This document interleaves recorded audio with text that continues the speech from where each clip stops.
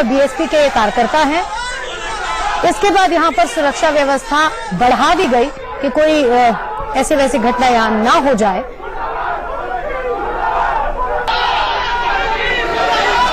मेरठ में मारपीट और हंगामे की आपको दो तस्वीर दिखा रहे हैं हम। मेरठ कैंट के विधानसभा क्षेत्र में मतदान के दौरान आज जहां बीजेपी और बीएसपी के कार्यकर्ता आपस में भिड़ गए, वहीं बीती रात सरधना में एसपी और बीजेपी के कार्यकर्ताओं के बीच जमकर मारपीट हो गई। मारपीट और हंगामे के दौरान जमकर तोड़फोड़ भी की गई।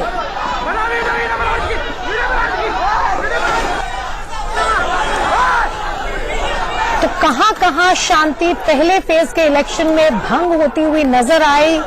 चुनाव के माहौल में यह हम आपको दिखा रहे हैं, जहां मेरठ कैंट में पोलिंग के दौरान पोलिंग बूथ के बाहर बीजेपी और बीएसपी के कार्यकर्ता आपस में भिड़ गए, मारपीट तक नौबत पहुंच गई, नारेबाजी होने लग गई। तो वहीं कल रात की तस्वीर हम आपको सरधना इलाके की दिखा रहे हैं, जहां पर मतदान से पहले ही मारपीट होने लग गई थी।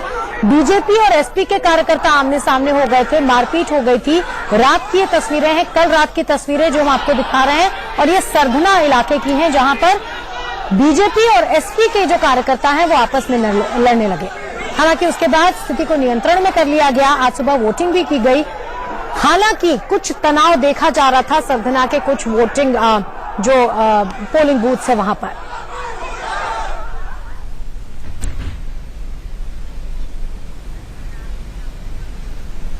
और सरधना अहम इसलिए है क्योंकि यहां से बीजेपी के संगीत सोम मैदान में है। संगीत सोम से इंडिया न्यूज संवाददाता प्रफुल्ल श्रीवास्तव ने खास बात की। वोट डाल दिया आपने, जरा दिखा दीजिए दर्शकों को। वोट डाल दिया। बड़ा जल्दी आपने आज वोट डाला, तो इससे एक मैसेज भी है कि भाई घर से निकलो, वोट डालो। वोट डालो, टाइम से निकलो, वोट डालो। सबको वोट करना चाहिए, ये लोकतंत्र का सबसे बड़ा पर्व है, ये सबको हमें मनाना चाहिए। संगीत जी, लेकिन क्या मुद्दे होंगे जो जिनके ऊपर आपको विश्वास है कि आप दोबारा से इस इलाके में जीत के आएंगे? विकास, लॉ एंड ऑर्डर, ये यहाँ की समस्या थी सबसे बड़ी। बिल्कुल, दोनों यही समस्या थी। और जो विरोधी है वो भी इस चीज का दावा कर रहे हैं कि भाई पिछली बार सही नहीं हुआ, दंगे हुए, इन सारी मुद्दों को उठा रहे हैं। तो आपको लगता है कि वो हल्के पड़ जाएंगे? तो सरकार उन्हीं की थी, क्यों दंगे हुए फिर? सरकार उन्हीं की थी, दंगे क्यों हुए? दंगे तो उन्हीं लोगों ने कराए ना। आप निश्चित रहिए, भारतीय जनता पार्टी की तरफ आ रही है। खबर आई है कि आपके भाई जो है पिस्टल लेकर जा रहे हैं अंदर वोटिंग करने। मेरी जानकारी में नहीं है। जिसने ऐसा किया, मेरा भाई हो या कोई भी हो, उसे गलत करने की सजा मिलनी चाहिए, उसके खिलाफ मुकदमा होना चाहिए, जेल जाना चाहिए। आपको जानकारी नहीं मिली? क्योंकि काफी देर पहले ये खबर आ गई है कि वो पिस्टल क्षेत्र में घूम रहा हूँ, मुझे कोई जानकारी। पिस्टल लाइसेंसी है क्या है? नहीं, पिस्टल उसके पास लाइसेंसी है, अपनी लाइसेंसी है। संगीत सोम थे जो ये बात कह रहे थे कि अगर कोई भी पिस्टल लेकर जाता है, चाहे भले ही उनका भाई हो, तो उसे सजा मिलनी चाहिए। कैमरा पर्सन शिबली के साथ पुलकित नागर, इंडिया न्यूज, सरधना। ये तस्वीरें हम आपको दिखा रहे हैं। बड़े बड़े लोगों ने अलग अलग पार्टीज के अपने अपने क्षेत्र में वोट डाले। रामशंकर कठेरिया ने बीजेपी के वोट डाला। उसके बाद संगीत सोम, जिनका भी आपने जिनकी बातचीत सुनी, उन्होंने अपने इलाके में सरधना से वोट डाला, जहां से वो प्रत्याशी भी हैं बीजेपी के, और उनका दावा है कि इस बार भी वो रिकॉर्ड मतों से जीतेंगे यहां से।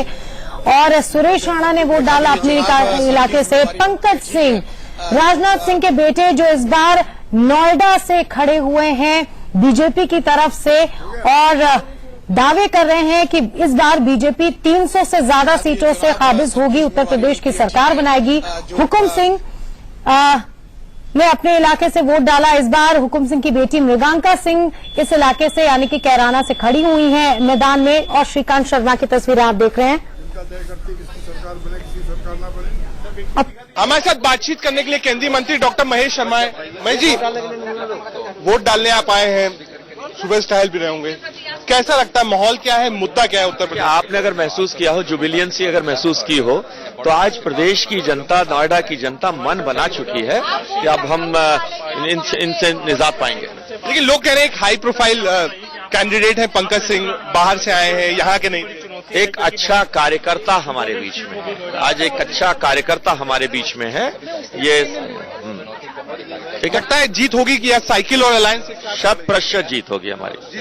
पंकज सिंह हमारे साथ है। पंकज कैसे देखते हैं? सर, एक सवाल और जानना चाहूंगा कि पश्चिमी यूपी कितना इम्पोर्टेंट बहुत है, मायने रखता है, क्योंकि पहले चरण में जो बयार बहेगी वो इसी का क्या लोकल स्तर पे चुनाव आप लड़ रहे हैं, या आपको लगता है कि राजनाथ सिंह जी का एक नाम है, वो नाम भी आप? नहीं, वो नाम तो है, लेकिन कार्यकर्ताओं का साथ और बड़ों का आशीर्वाद भी हमारे साथ है। आपके साथ है। जीत का मंत्र क्या है नोएडा में? यानी जीत का मंत्र तो डेवलपमेंट होना चाहिए। बिल्कुल। क्या क्या फर्क पड़ रहा है? अलायंस लड़ रही है, साइकिल और सपा एक साथ है, क्या उसका फर्क पड़ रहा है? कोई फर्क नहीं है कहीं पर भी, पूरे नोएडा में वो कहीं दिखाई नहीं दे रहे हैं। दिखाई नहीं पड़ा है। पंकज सिंह और डॉक्टर महेश शर्मा वोट डालने आए, साफ कह रहे हैं कि जीत का मंत्र साफ है। कैमरामैन अमित के साथ Rakesh Tandon, India news, Noida. UP election का आज फेज 1 की वोटिंग है और मैं इस वक्त आ पहुंची हूं नोएडा के बिल्लोलपुर गांव में। आप तस्वीरों में देख सकते हैं कि यहां पर वोटिंग की जा रही है। मतदान केंद्र आपके सामने है और सुबह से ही लगभग 7 बजे से यहां पर वोटर्स की लाइन लगनी शुरू हो गई थी। बात करें इस इलाके की तो खास बात यह है कि पिछड़ा इलाका होने के बावजूद भी यहां पर एक बड़ी तादाद में वोटर्स आ रहे हैं, वोट डाल रहे हैं। जागरूकता इस कदर है कि सभी वर्ग यानी कि महिलाओं से लेकर युवा से लेकर सभी वर्ग के लोग यहां पर वोट डालने के लिए आ रहे हैं। सुरक्षा के भी खासी इंतजामात यहां पर दिखाई पड़ रहे हैं। आप देख सकते हैं कि यूपी पुलिस पूरी तरह से तैनात है और देख रही है कि किसी भी तरह की कोई अप्रिय घटना यहां पर ना हो सके। साथ ही साथ मतदान केंद्र के अंदर भी सीसीटीवी कैमरे लगाए गए हैं ताकि किसी भी तरह की कोई परेशानी वोटर्स को यहां पर न सामना करना पड़े उनका। इस बीच आम आदमी पार्टी के नेता कुमार विश्वास ने गाजियाबाद में मतदान किया। कुमार विश्वास से आशीष सिन्हा हमारे संवाददाता ने खास बात किया, ये सुनते हैं। डॉक्टर कुमार विश्वास हैं। सर, आप वोट डाल के आ रहे हैं, किन मुद्दों को ध्यान में रखकर आपने वोटिंग की है? उत्तर प्रदेश में लोग बाग विकासवादी राजनीति की तरफ जा रहे हैं। उत्तर प्रदेश में लोग बाग चाहते हैं कि एक ऐसी राजनीति शुरू हो जो भ्रष्टाचार मुक्त हो, ऐसी राजनीति शुरू हो जो परिवारवाद के खिलाफ हो या परिवारवाद से बाहर जो लोग आना चाहते हैं और सांप्रदायिकता के खिलाफ हो। और इतना जो वोट प्रतिशत बढ़ रहा है उससे मुझे लगता है कि लोग बाग सांप्रदायिकता को पराजित करने के लिए घर से निकले। जातिवाद हमेशा हावी रहा, अगर हम यूपी के चुनाव को देखें, या धर्म हावी रहा है, लेकिन जिस तरह से वोट प्रतिशत बढ़ते जा रहे हैं, जैसे जैसे दिन बढ़ता जा रहा है, वोटिंग परसेंटेज बढ़ता जा रहा है, तो आपको लगता है कि इस बार विकास के आधार पर लोग वोट करेंगे? देखिए, अन्ना आंदोलन की सबसे बड़ी सफलता यह है कि उसने राजनीति को, पॉलिटिकल डिस्कशन को जीवन का डिस्कोर्स बनाया। चाहे व्हाट्सएप हो, चाहे फेसबुक हो, ट्विटर हो, चौराहे हो, लोग राजनीति पर चर्चा कर रहे हैं। मैं गोवा की जिम्मेदारी पर था, 83% वोट हुआ, 83 बड़ा परसेंटेज होता है। आज भी मुझे लगता है कि उत्तर प्रदेश 70 के आसपास पहुंचेगा और ये बड़ी सूचना है। जहां 40, 42, 43% वोट होती थी, लोग सोचते थे इसे चुना, सब तो चोर हैं, क्या करें आप। अब लोग बाग आ रहे हैं और लोग बाग चर्चा कर रहे हैं और लोग बाग वोट डाल रहे हैं, तो मुझे लगता है कि ये भी अपने आप में लोकतंत्र का बड़ा योगदान है। सर, आप कवि हैं, कुछ कविता के माध्यम से कहना? ये दिन मतदाताओं का है, उनको बाहर निकलना चाहिए। वो जिस पॉलिटिकल पार्टी के हों, जिसको भी वोट देना हो, जिस भी प्रत्याशी को देना, लेकिन वोट जरूर दें।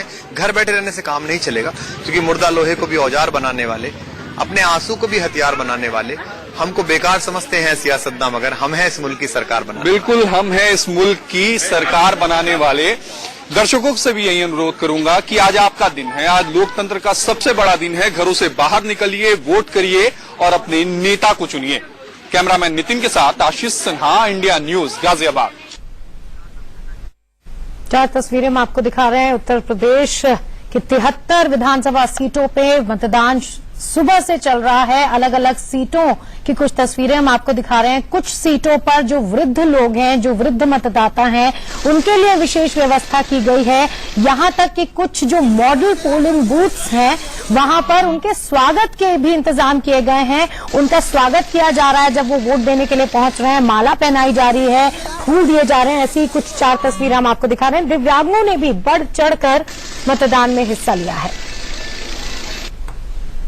मेरे पीछे आप देख सकते हैं, ये ढोल नगाड़े और हाथों में फूल मालाएं लेकर खड़े लोग और जो लोग यहाँ पर पहुंचे हैं उनका स्वागत करते हुए।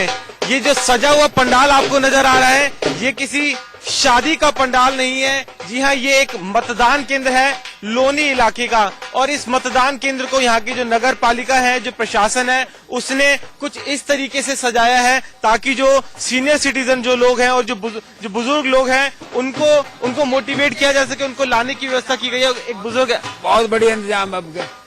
आपको फूल मालाओं से स्वागत किया, कैसा लगा आपको? बहुत बढ़िया, बहुत बढ़िया। हम ये जो सजाया गया बाकायदा गुब्बारों से, ढोल का इंतजाम किया है, फूल मालाओं का, क्यों? ये प्रशासन की मंशा थी इस बार की हमारा जो मतदान हो वो बिल्कुल एक त्योहार की तरह मने, जिससे लोगों में उत्साह जागे और वो अगली बार इससे प्रेरित होकर और ज्यादा से ज्यादा मतदान करने आए। और कुछ और अपडेट्स के साथ लौट रहे हैं, छोटे से ब्रेक के लिए यहाँ पर रुक रहे हैं, फौरन लौटते हैं।